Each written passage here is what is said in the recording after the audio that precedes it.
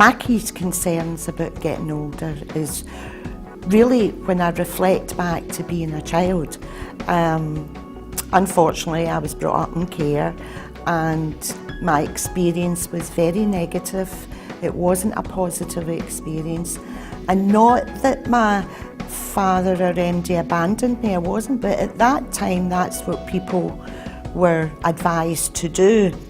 So I do have that fear that when I get older than what I am at the moment, that life will not be as good.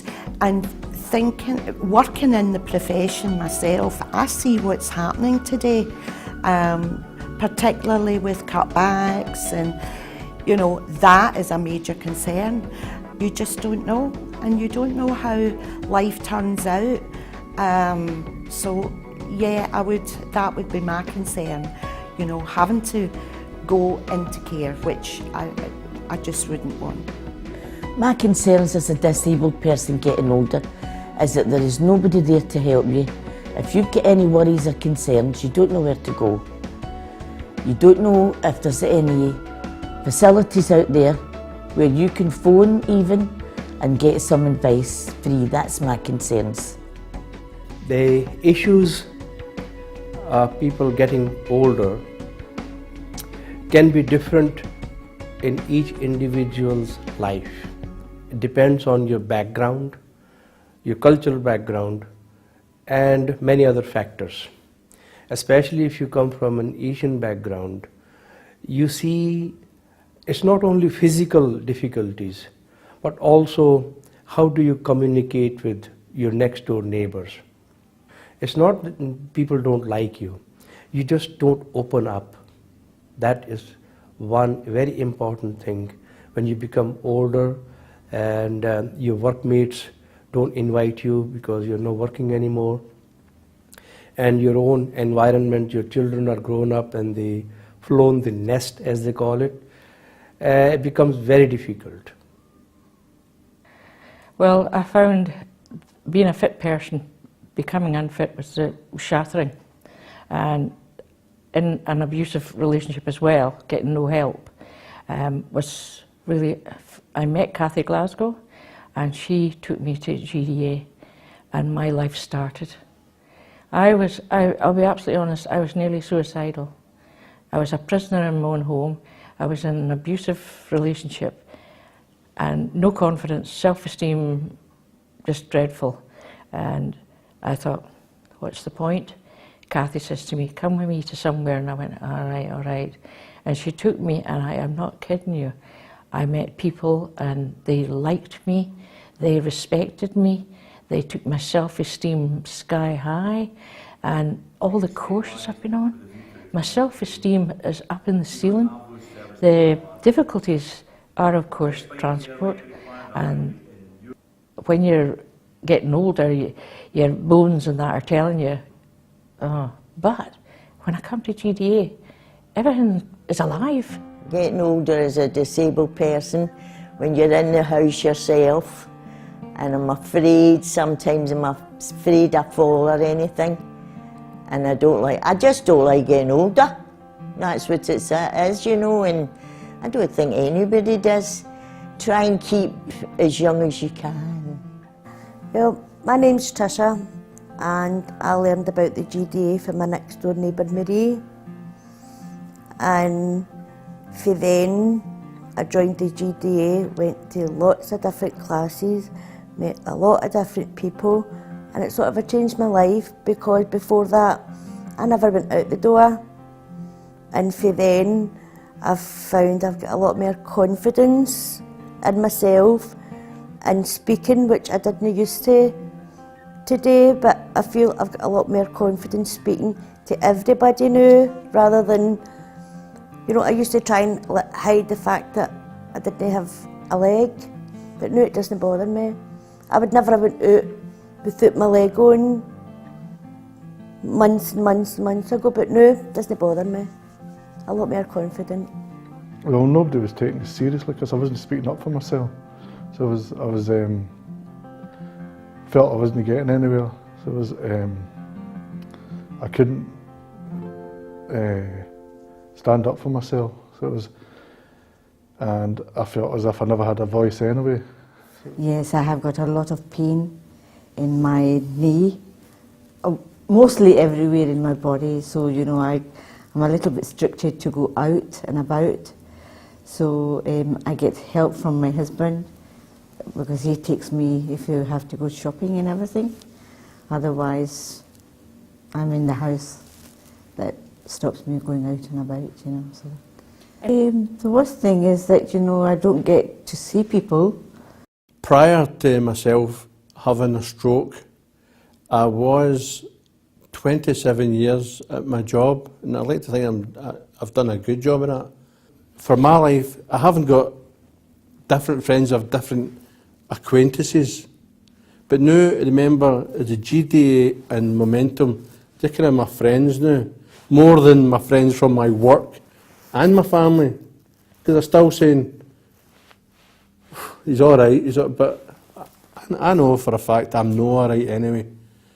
Sometimes at the end of the day, you're still tired, the pain's still there, everything's still there. But see, when you're on your own, sometimes you actually feel lonely, very lonely. But I don't think you'll ever be lonely when you're in a group. I'm so happy about being in the GDA, you know. Well, the barriers that often disabled people face, particularly people who are getting on in years, our society makes assumptions about disabled people, and when they're older as well, that we just want to be in the house and look at quiz programmes, etc. But that's not really what people want. They want to live, they're young at mind, and they want to continue to do the things that they've always done in their life. So barriers can be things like they're not getting the support, they're not getting listened to, people make assumptions, they don't have control in their life, they don't have choice, you know.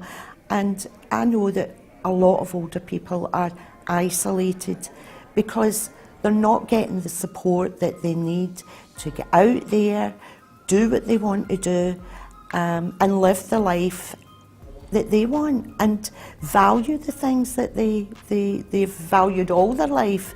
And that might be, some people want to work, some people want to learn. When I was getting out of hospital, they took me on a home visit, but the house wasn't that accessible. So they had to move furniture, etc. about to get the wheelchair and my walker in. And then that was it. You're sent home, you're left there with nobody. But I approached GDA and they got me on the My Choices course, which gave me a PA and a sense of freedom that I didn't think I would ever get back. Well, it was through a few courses I was doing, in one particular, through the GDA, My Choices project. And I got glasses, I got a laptop, and I'm getting on great. They paid for a course that I'm doing in computers. And with the glasses, I'm coming on great with it. Well, in the mornings I used to get up, get my shower, jammies on, watch the television, go to my bed at night, and it was the same the next morning, up, clean jammies on, watch your telly and go to bed. But if I joined the GDA, I've got a purpose now in life that I'm looking forward to things. I never looked forward to things before. And I feel a lot better for joining the GDA and everything that I've done. I've loved every class that I've been to. Practically every course I've been on has opened my eyes and made me say, you can do it. Not sitting back at home going, oh, I can't do it. Not sitting back and letting someone tell me, you're useless, you're not worth the air you're breathing. I am worth so much more through GDA. I have a life. The best thing about being involved is you get a sense of family. You get to meet people who become your friends, people that you didn't know before, and you get to interact with them. And it doesn't matter what your disability is, everybody's different, but you see past the disability and you see just the person, and that's a good thing. I've had quite a lot of illnesses, but that last one was just last Christmas, which floored me because it was quite a big one. And when he told me what it was, and he says, "Well, try, but I'm a great believer. I'm going to do it. I'm going to get through this." But like the GDA, the PAs were great, because Noreen and Sandra and all them come up to see me. So they did. They ate my chocolates and my grapes, but they come up. But they were great. But I liked the GDA because anybody that's ill, you can always turn to them.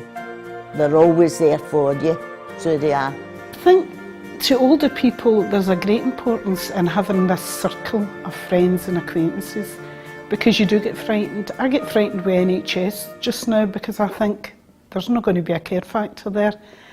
And the person who cared and loved me has passed away.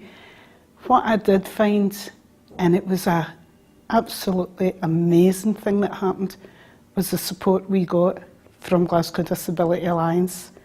Through my husband's illness, people phoned and spoke to him, and I don't know that they realised how much help that was to him to fight his battle, but it was also helpful to me to know that he was getting the support.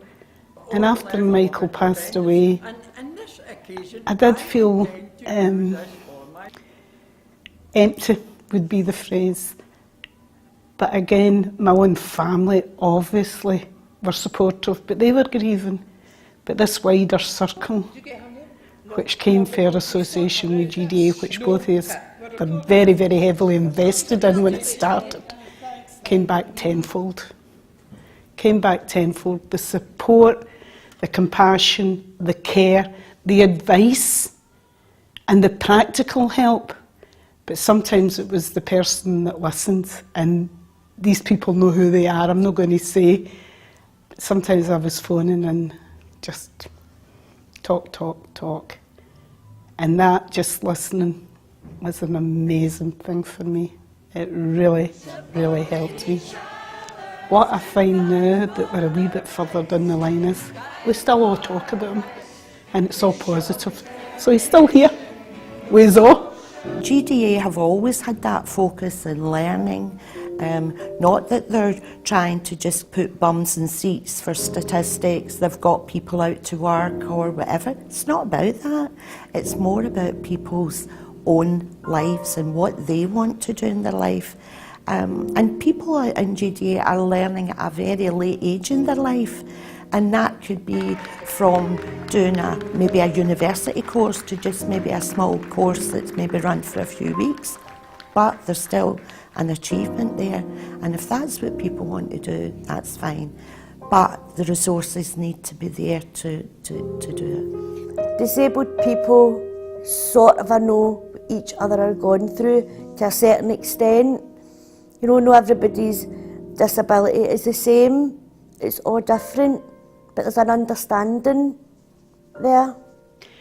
I think the other thing GDA gives you is it's knowledge and resilience. You learn a lot. You learn that your voice is a strong voice, and people might talk down to you or not listen to you, but you bounce back because you've got this core within you that you know that what you're saying is the right thing.